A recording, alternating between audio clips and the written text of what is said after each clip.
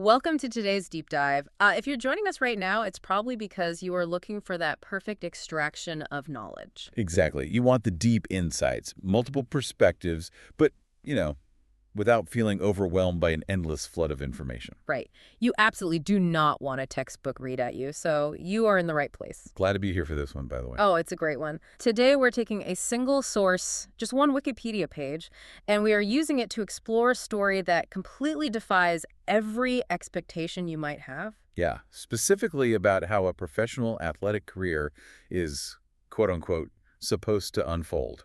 Our mission today is to look at the life and career of Norwegian footballer Erik Hagen. We're going to explore how an athlete can completely shatter normal timelines. We'll look into his late-blooming success. An intensely intimidating public persona. Trailblazing moves across international borders. And a really jarring late career confession. Yeah, that part is wild. And just to give you a sense of who we're dealing with right out of the gate, we are talking about a professional athlete who literally published a hate list of his fellow players. I mean, it is a remarkable profile to study, especially when you consider how rigid standard athletic trajectories usually are. Oh, for sure. There's a predictable arc we're all familiar with, right? A young player is discovered early, they peak in their early to mid-20s. And then they slowly manage their physical decline. Exactly, Yeah. into a comfortable retirement. Mm. But the source material we're examining today paints a picture of a man who looked at that blueprint and just completely ignored it. When I first looked at this source material, the sheer timeline of his career stood out as highly unusual. Let's start by laying out the foundation. Sounds good. Who exactly is the player that would eventually become known as the Pantser? Well, the basic facts place his beginnings far away from the glamour of top-tier European football. Right. Erik Hagen was born on July 20, 1975, in Vimo, Norway. Physically, he's an imposing figure on the pitch. He stands at 1.87 meters. Which is about 6'2" for those of us using imperial. Exactly. And looking at his early career statistics, he really had to grind his way through the system. I mean, from 1994 to 1996, he was making appearances for Jevnaker. Smaller club. Yeah. He played 42 games there and scored 6 goals. Then he moved to Lifoskallen from 1996 to 1997. And he put up identical numbers there, right? He did. Another 42 appearances and 6 goals. Following that, he spent a couple of years at Strømsgodset IF before finally landing a move to Vålerenga in the year 2000. That decade in the lower divisions is fascinating. It's such a grueling environment. Very much so. But there is a very specific personal detail regarding that transfer to Vålerenga in 2000 that caught my eye, and it involves his family. Ah, you're referring to his twin brother. Yes. Hagen is also a professional footballer. And the unique piece of trivia here is that they actually signed with Vålerenga at the exact same time. Just imagine the logistical and psychological reality of that for a club manager. You are bringing in twin brothers to fortify your squad simultaneously. It's definitely not something you see every day. No. It completely changes the dynamic of a locker room to have a built-in familial unit arrive on the same day. It certainly introduces an immediate layer of embedded camaraderie. And honestly, likely an intense, lifelong rivalry right into the training ground. Oh, no doubt. But while Rune was carving out his own path, it was at Vålerenga where Erik Hagen really began to forge a distinct, almost feared identity on the pitch. The supporters gave him the nickname Pantser. Like the tank. And he clearly leaned into that persona. Which brings us to that wild detail I teased earlier. The list. The list. Hagen actually created a hate list of other Norwegian footballers. And he didn't just casually mention it in a private conversation. He published it. He published it. He put it right there in the club magazine, the Vålerenga magazine, and he specifically named players, including a prominent opponent named Vidar Reiseth. What's fascinating here is the sheer audacity of that move when you view it through the lens of sports psychology and media management. Because you just don't do that. Right. In modern sports, athletes are heavily conditioned to offer polite, non-controversial answers.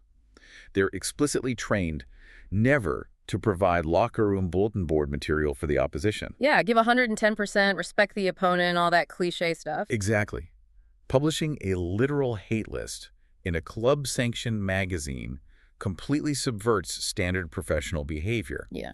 If we analyze this from a tactical perspective, It operates as a potent form of psychological warfare. It seems like it would immediately change the atmosphere before a match even begins. Oh, absolutely. You're lining up in the tunnel, looking across at a 6'2" defender nicknamed the Panzer, and you know with absolute certainty that your name is printed on his published hate list. That has to disrupt an opponent's mental state. By specifically naming someone like Vidar Rezith, Hagen is broadcasting a clear public message. He's saying this is not just a tactical matchup. I have a specific personal grievance with you. It establishes an aura of intimidation long before the referee blows the whistle. And based on the trajectory of his career from that point forward, that aggressive psychological framing clearly yielded results on the pitch. Which naturally leads us to the next massive shift in his career. Here's where it gets really interesting because of the timeline. Let's look at the year 2004. Okay, so if you were tracking the dates, Hagen was born in 1975. That makes him 29 years old during the 2004 season. And in football years. In the context of a physically demanding position like center back, 29 is typically the age when a player's body has accumulated significant wear and tear. It's the age when pace begins to fade and players start looking toward the twilight of their careers. Right, they're slowing down. Yet for Hagen, 2004 was his absolute zenith in domestic football. What exactly did that zenith look like in terms of recognition? He swept the most prestigious honors in the country. He won both Defender of the Year and Nixon of the Year at the Nixon Awards. To give you some historical context, the Nixon of the Year was the highest individual award a Norwegian footballer could receive at the time. Got it. It was later replaced by the Gullballen in 2014. But in 2004, taking home that trophy meant you were the undisputed premier player in Norwegian football. It completely upends the narrative that if a player hasn't achieved superstardom by their early 20s, they've missed their window. Definitely. To grind in the lower divisions for a decade and then become the best player in the country at 29 is a staggering achievement. Did that domestic dominance finally translate to the international stage? It did. And again, it happened on a remarkably delayed schedule. Following that massive domestic season, he finally received his call-up to the Norway national team. Amazing. He made his official international debut on October 9, 2004, playing in a 1-0 away victory against Scotland. Making an international debut at 29 is just incredibly rare. It's a profoundly inspiring reminder that success, mastery, and recognition don't have to adhere to a socially prescribed timeline. No, they really don't. You can put in 10 years of quiet, bruising work in the background, out of the international spotlight, and still force the door open for your breakthrough moment. And he proved it wasn't just a brief late-career cameo. He established a very solid international legacy over the next few years. What were his numbers like? Between 2004 and 2007, Hagen earned 28 caps for the Norway national team. He also contributed offensively, scoring 3 international goals. Not bad for a center back. Right. The source notes he scored in a friendly against Senegal in March 2006, and he delivered 2 crucial goals during the UEFA European Championship 2008 qualifiers. Big games. One in a 2-0 win against Bosnia and Herzegovina, and another against Turkey. So he firmly cements himself on the national stage. But that late career momentum didn't just stop with the national team, it actually propelled him into entirely new territory, blazing a trail that no Norwegian player had ever taken before. Yes, his commanding performances in 2004 attracted significant attention beyond Scandinavia. In December 2004, he secured a historic transfer to Zenit St. Petersburg. Making him the very first Norwegian footballer to play in the Russian Premier League. Exactly. Moving to Russia in the mid-2000s seems like a massive cultural and professional shock. You're dealing with a completely different language, intense weather conditions, and a heavily physical style of play. Oh, it's a huge adjustment. A lot of players struggle to adapt to foreign leagues even when they move in their early 20s. How did a 29-year-old Norwegian integrate into that environment? It appears he integrated by simply doubling down on the exact traits that made him successful in Norway. Oh, boy. Yeah.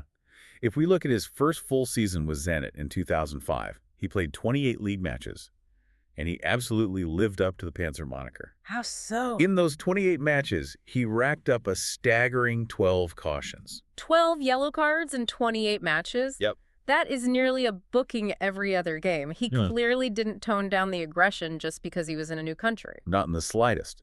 But the underlying dynamic of that aggression is what requires a closer look. Despite the language barrier, and despite a style of play that constantly put him at odds with the referees, He clearly commanded immense respect within the Zenit squad. Nelly.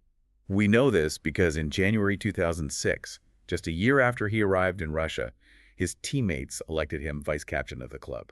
That is a fascinating pattern. He uses hostility and intimidation, like the hate list in Norway, to dominate domestically. Yes. He takes that same abrasive style to a foreign country, earns a mountain of yellow cards, and the response from a completely different culture of players is to make him their leader. It speaks to a universal language of resilience and commitment in professional sports.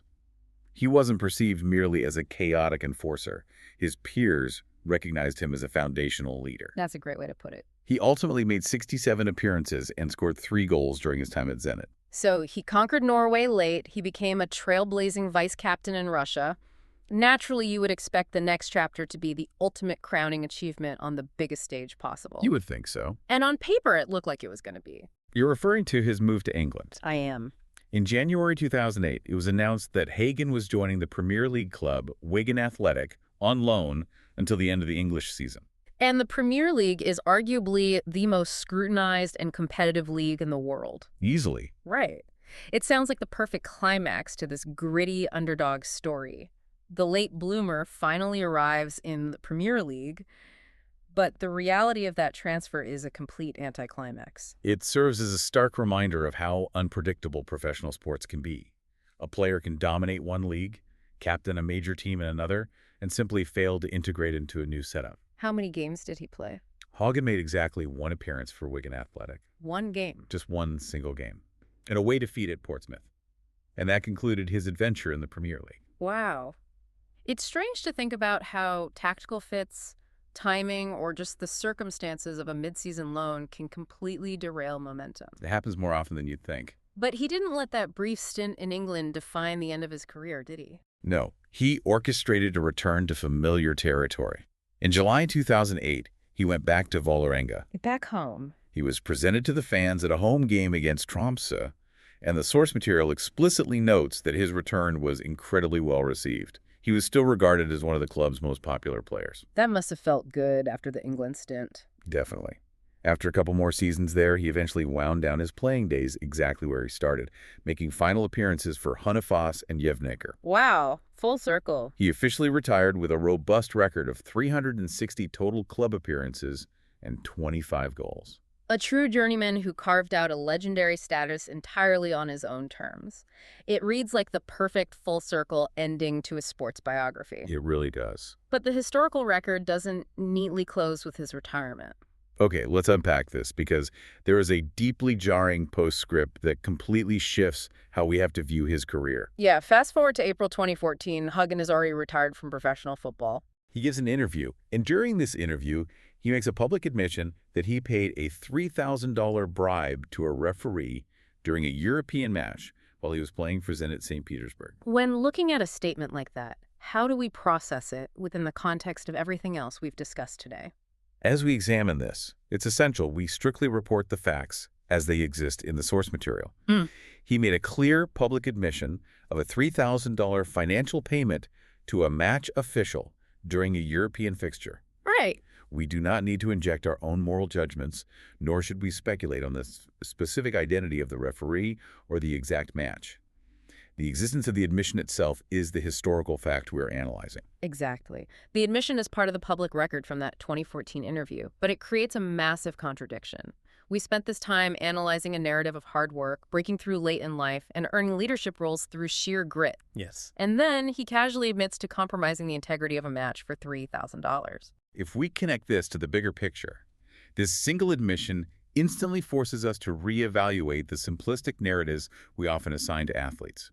How so? Well, sports history is frequently packaged into neat PR narratives of heroes and villains, of underdogs and champions.